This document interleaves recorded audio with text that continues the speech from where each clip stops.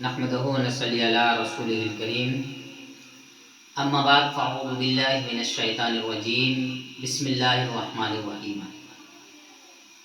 قل ان کنتم تحبون اللہ فاتبعونی یحببکم اللہ صدق اللہ مولانا العظیم وصدق رسولہ النبی الامین المتین المبین الکریم ونحن علی ذلک لمن الشاہدین والشاکرین والحمد للہ رب العالمین۔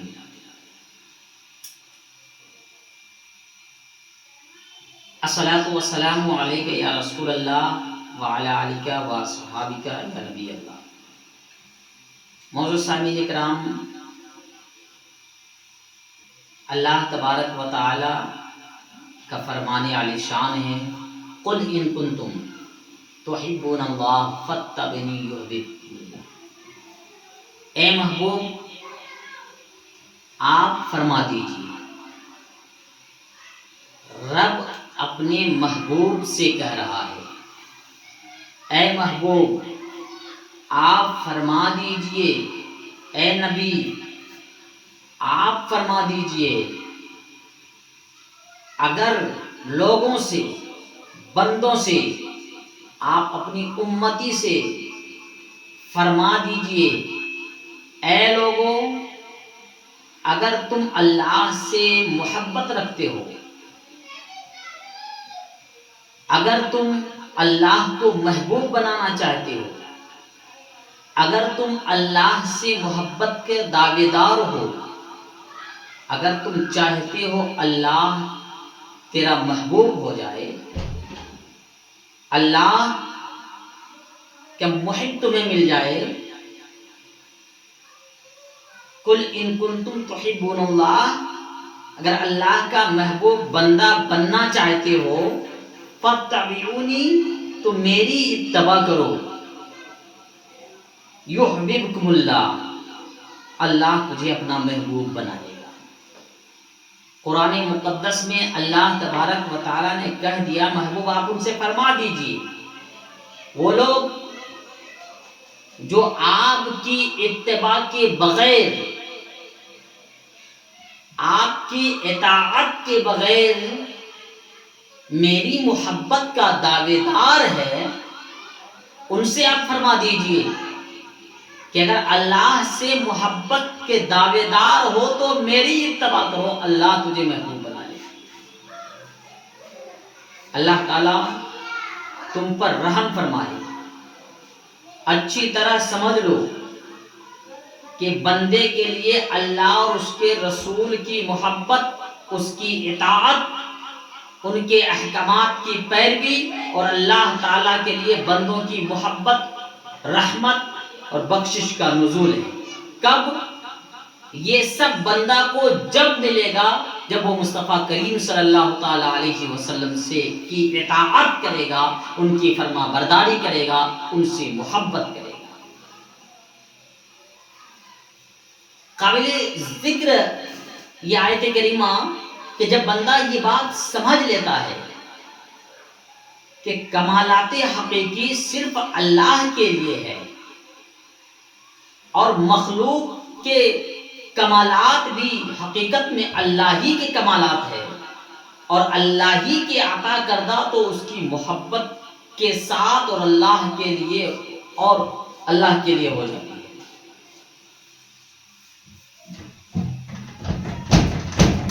یہی چیز اس بات کا تقاضا کرتی ہے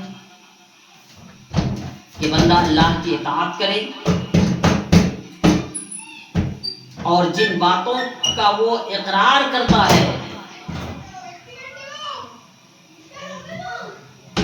جن باتوں کا وہ اقرار کرتا ہے، ان امور سے محبت میں اضافہ ہو۔ اسی لیے محبت کو اطاعت کے ارادوں کا نام دیا گیا، اور اس کو اخلاص عبادت اور رسول اللہ صلی اللہ علیہ وسلم کی اتباع کے ساتھ مشروط کر دیا۔ اب اگر بندہ اللہ سے محبت کا دعوے دار ہے تو انہیں رسول کی اطاعت کرے، کیونکہ رسول کی اطاعت کا حکم اللہ نے ہی دیا ہے۔ دراصل رسول کی اطاعت کرنا یہ اللہ ہی کی اطاعت کرنا ہے۔ اسی لیے اللہ نے فرمایا اطیعوا اللہ و اطیعوا الرسول، اللہ کی اطاعت کرو اور رسول کی اطاعت کرو۔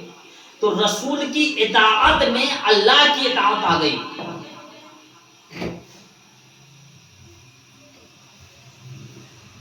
گویا اگر کوئی بندہ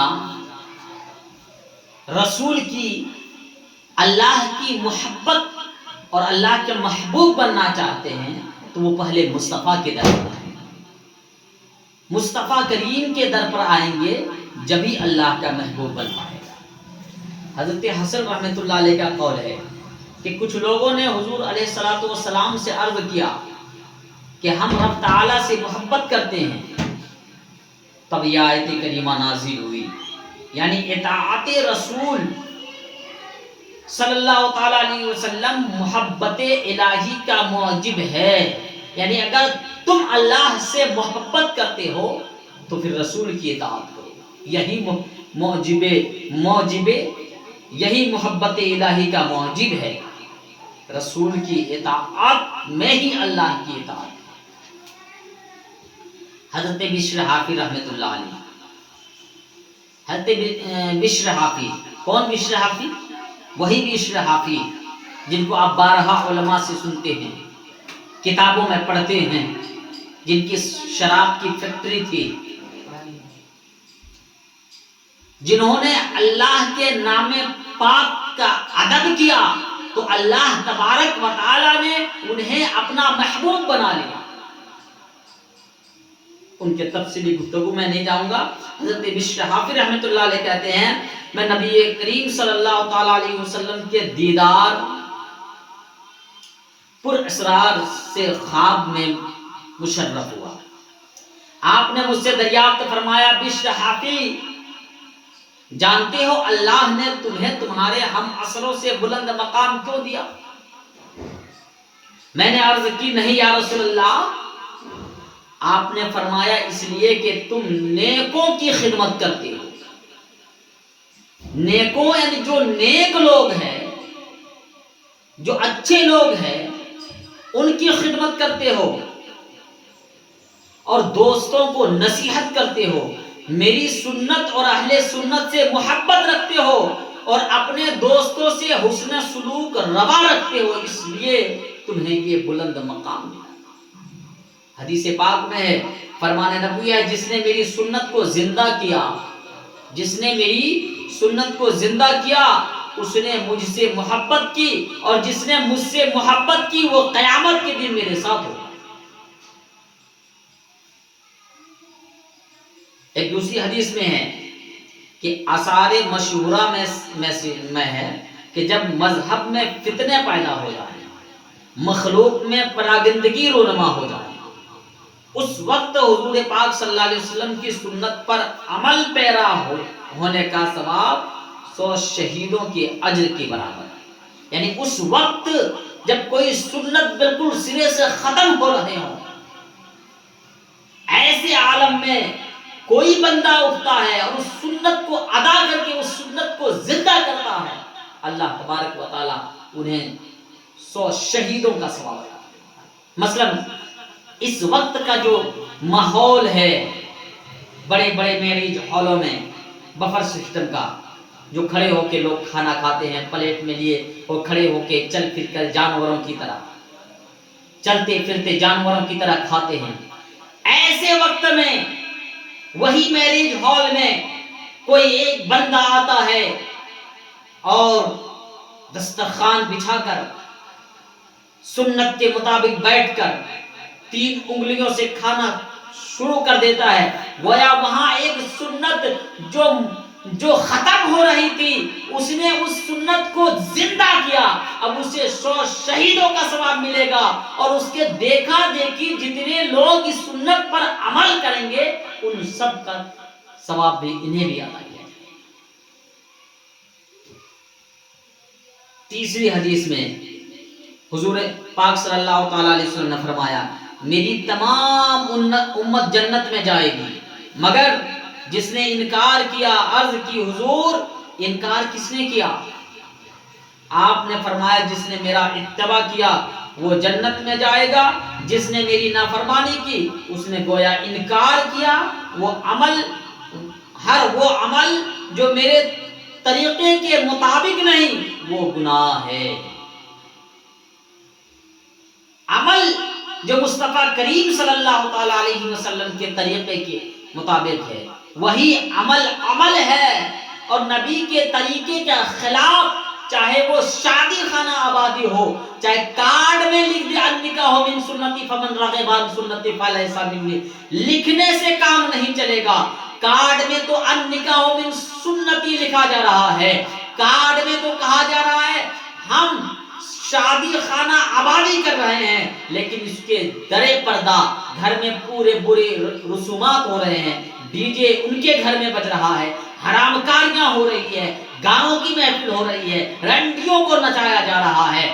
اب یہ عمل جو کر رہا ہے یہ سب کے سب منافی مصطفیٰ صلی اللہ تعالی علیہ وسلم کے قول کے خلاف ہے، تو یہ سب کے سب برا عمل ہے۔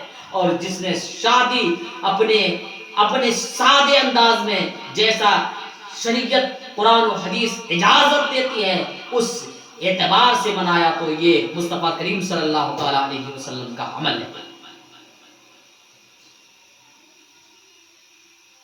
ایک عارف باصفا کا ارشاد ہے، اگر تو کسی شیخ کو ہوا پر اڑتا ہوا پائے، اڑتا ہوا یا پانی پر چلتا ہوا یا آگ وغیرہ کھاتا ہوا دیکھے، لیکن وہ عمدن اللہ کے کسی فرض یا کسی نبی کی سنت کا تارک ہو تو وہ جھوٹا ہے، اس کا دعویٰ جھوٹا ہے، وہ دعوی محبت باطل ہے اور اس کی کرامت نہیں استدراج ہے۔ چاہے وہ آسمان میں اڑے، ہواؤں میں اڑے، آگ ہاتھ میں لے لے، سمندر میں کود جائے، لیکن اس نے اگر کسی فرض کو چھوڑا، اس نے سنت مصطفیٰ کے خلاف کام کیا، وہ اپنے دعوے میں جھوٹا ہے، وہ ولی ہو ہی نہیں سکتا، وہ پیر کبھی ہو ہی نہیں سکتا۔ جیسے کہ آج کل بہت سے جاہل پیروں کا معاملہ ہے، ایک وقت کی نماز نہیں پڑھیں گے، ہاتھ میں چوڑی، لڑکیوں والا لباس، ہاتھ میں مہندی، کمر سے نیچے بال، اور کہیں گے ہم اللہ والے ہیں۔ حضرت جنید رحمت اللہ علیہ کا قول ہے کہ کوئی شخص بھی اللہ تک اس کی توفیق کے بغیر نہیں پہنچ سکتا۔ ہم جو نماز پنجگانہ ادا کرتے ہیں، کوئی نیک عمل کرتے ہیں، اس میں ہماری کوئی بڑی بات نہیں ہے، یہ اللہ کی توفیق ہے کہ اللہ نے ہمیں اس کی توفیق دیا ہے، اور اللہ تک پہنچنے کا راستہ محمد صلی اللہ تعالی علیہ وسلم کی اقتداء اور اتباع میں ہے۔ گویا اقتداء مصطفیٰ اور اتباع مصطفیٰ ہمیں ہر کام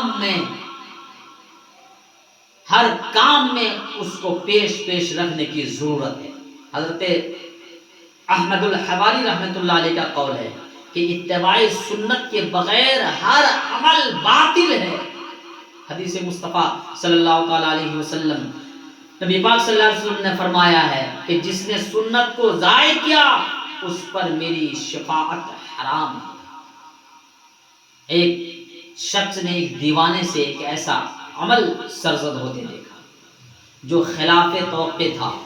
وہ جناب معروف کرخی رحمت اللہ علیہ کی خدمت میں پہنچا، واقعہ کا سنایا۔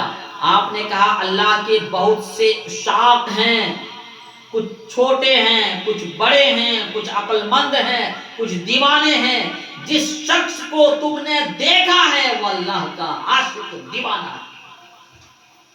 حضرت جنید کہتے ہیں کہ ہمارے شیخ سید سکتی رحمت اللہ علیہ بیمار ہو گئے، ہمیں ان کی بیماری کے اسباب کا پتہ نہیں چل رہا تھا۔ کسی نے ہمیں ایک حکیم حاضر کے پتہ بتلایا، یا ہم ان کا قاروراہ اس حکیم کے پاس گئے۔ وہ حکیم کچھ دیر توجہ سے اسے دیکھتا رہا، پھر بولا یہ کسی عاشق کا قاروراہ نظر آتا ہے۔ یہ سنتے ہی میں بے ہوش ہو گیا اور بوتل میرے ہاتھ سے گر گئی۔ جب میں نے سری سختی رحمۃ اللہ علیہ کو واپس آ کر واقعہ بتلایا تو انہوں نے تبسم فرمایا اور فرمایا اسے اللہ سمجھے، اس نے یہ کیسے معلوم کر لیا؟ میں نے پوچھا کیا محبت کے اثرات پیشاب میں بھی ظاہر ہوتے ہیں؟ آپ نے فرمایا ہاں۔ حضرت فضیل رحمۃ اللہ علیہ کا قول ہے جب تجھے پوچھا جائے تو اللہ سے محبت کرتا ہے، جب تجھ سے پوچھا جائے کہ کیا تو اللہ سے محبت کرتا ہے تو چپ ہو جا، کیونکہ اگر تو نفی میں جواب دے گا تو یہ کفر ہوگا، اگر ہاں کہے گا تو تیرے اندر عاشقوں جیسی کوئی صفت ہی موجود نہیں ہے، اس طرح تو جھوٹا سمجھا جائے گا۔ پس خاموشی اختیار کر کے ناراضگی سے بچ جا۔ جناب سفیان رحمۃ اللہ علیہ کا قول ہے جو شخص اللہ کے دوست کو دوست رکھتا ہے وہ اللہ کو دوست رکھتا ہے، اور جو اللہ تعالیٰ کے احترام کرنے والے کا احترام کرتا ہے وہ اللہ کا احترام کرتا ہے۔ جب جناب سہیل رحمۃ اللہ علیہ کا قول حب خدا کی نشانی حب قرآن ہے، حب خدا اور حب قرآن کی نشانی حب نبی ہے، حب نبی کی نشانی نبی کی سنت سے محبت ہے، اور حب سنت کی نشانی آخرت کی محبت ہے، آخرت کی محبت دنیا سے بغض کا نام ہے، اور دنیا سے بغض کی نشانی معاملی مال دنیا پر راضی، معاملی مال دنیا پر راضی ہونا اور آخرت کے لیے دنیا کو خرچ کرنا۔ حضرت ابو الحسن زنجاجی کا قول ہے عبادت کی بنیاد تین چیزیں ہیں، آنکھ، دل، زبان۔ آنکھ عبرت کے لیے، دل غور و فکر کے لیے، زبان سچائی کا گہوارہ اور ذکر و تسبیح کے لیے ہو۔ چنانچہ فرمان الہی ہے وَاذْكُرُوا اللَّهَ ذِكْرًا كَثِيرًا وَسَبِّحُوهُ بُكْرَةً وَأَصِيلًا۔ تم اللہ کا بہت زیادہ ذکر کرو اور صبح و شام اس کی تسبیح بیان۔ لہذا رسول کی اطاعت کریں اگر اللہ سے محبت کے دعوے دار ہیں۔ قُلْ إِن كُنتُمْ تُحِبُّونَ اللَّهَ فَاتَّبِعُونِي يُحْبِبْكُمُ اللَّهُ۔ السلام علیکم ورحمۃ اللہ۔